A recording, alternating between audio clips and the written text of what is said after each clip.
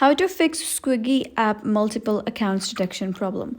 Hello guys and welcome back to our channel. In today's video, I'm going to show you how you can fix Swiggy app multiple accounts detection problem. So let's get started. So what you're going to do is head over to your settings and then you're going to click on general. Over here, you can click on iPhone storage and then search for the Swiggy application. And then all you have to do is just offload the application. So offloading the app will not delete your Swiggy data, but it will just, kind of remove the cache and everything. And after that, you can click on reinstall and all of your data will be restored along with the Swiggy application.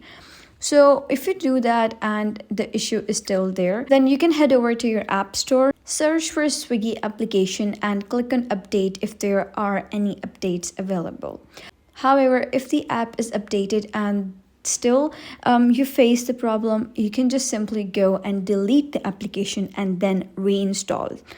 But if the issue is still there, then you can head over to Swiggy contact page and email them at this email, that is support@swiggy.in, or even if you are near to their office, corporate office, you can just get directions at go there, or you can even find them on LinkedIn, Instagram, Facebook, Pinterest, or WhatsApp and just leave them a message, or you can even type down your name, your email address, or type down the issue that you're having and then click on submit. So one thing that you really need to know is that Swiggy has a strict policy against using multiple accounts.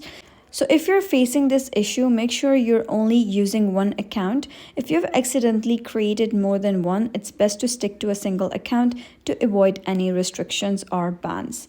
So that's it for today's video. If you found this video helpful, give it a thumbs up and don't forget to subscribe for more helpful tutorials.